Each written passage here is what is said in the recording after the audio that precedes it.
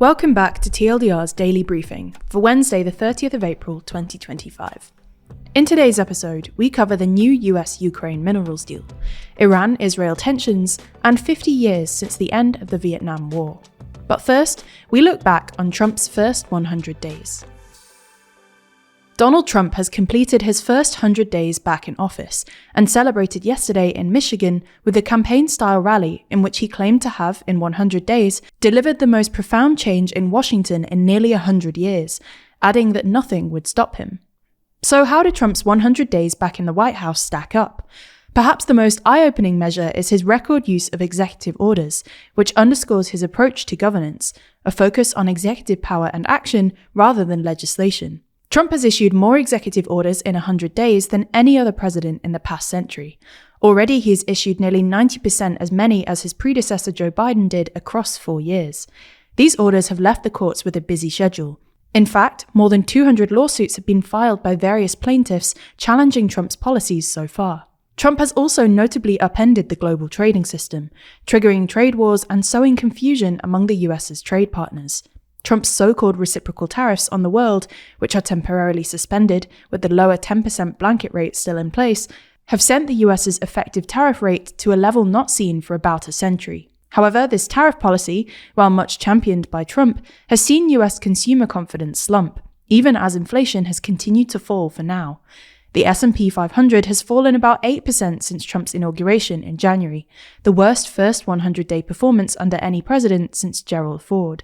Yesterday, Trump touted his action on immigration, with encounters at the US's southern border last month plummeting to just over 7,000, compared to 140,000 a year prior. However, recent polling shows that the public increasingly disapprove of Trump's handling of immigration, trade, and the economy, 3 crucial policy areas for Trump, and his overall approval has fallen to the low to mid-40s, which in various surveys makes him less popular at the 100-day mark than any other president since approval polling began. But at his rally in Michigan, Trump decried the approval polling as fake, claiming without evidence that, in legitimate polls, I think we're in the 60s and the 70s.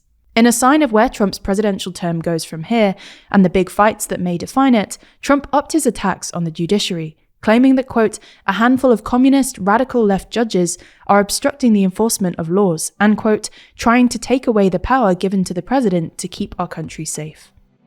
You're listening to TLDR's daily briefing. If you want more explainers on what's happening in the world, then you should check out TLDR's other channels.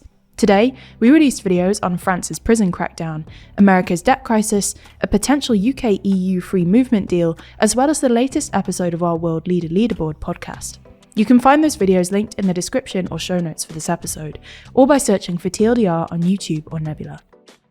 The US and Ukraine are expected to sign a minerals deal today, ending months of negotiations and signalling a positive turn for the rocky relationship. It comes 2 months after a public spat between Trump, US Vice President J.D. Vance, and Ukrainian President Volodymyr Zelensky in the White House, which led to an earlier version of the deal falling through. According to the Financial Times, the revised deal states that the two countries will seek to create the conditions necessary to, among other objectives, increase investment in mining, energy, and related technology in Ukraine. It is notably more collaborative than the previous deal, which framed US access to Ukrainian natural resources as repayment for the US's previous military aid to Ukraine, without committing to further support. The new deal, unlike previous versions, does not require the immediate transfer of existing plants, ports, or Ukraine's gas transmission system to the US. It's been described by one Ukrainian opposition MP as indeed much better than the one proposed in late March. Ukraine's first Deputy Prime Minister, Yulia Sviridenko, has flown to Washington to meet with US Treasury Secretary Scott Bessent, with the two expected to sign the deal today. Iran has executed a man alleged of having links to Israel's Mossad intelligence agency, accusing him of engaging in acts of sabotage inside Iran. The man, an Iranian national, was executed on Wednesday morning. It comes amid ongoing talks between Iran and the US over Iran's nuclear program. The Trump administration is attempting to impose restrictions on Iran to ensure it cannot access a nuclear weapon. In return, the US would lift sanctions on Iran. Both the US and Israel, its close ally in the Middle East, have threatened military strikes against Iran if the talks break down. In recent years, Iran has executed several people it accuses of working on behalf of Mossad, with fears rising in Tehran that Iranian nationals with access to Iran's security, military, and intelligence institutions could be helping Israel with acts of sabotage.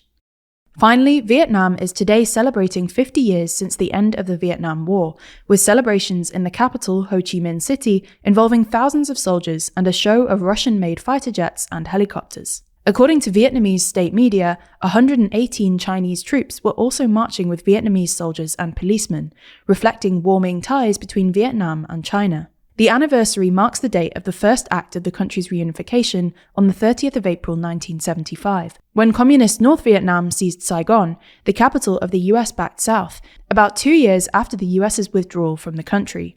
It ended a 20-year conflict that killed around 3 million Vietnamese people, as many as 2 million of whom were civilians, and 60,000 Americans.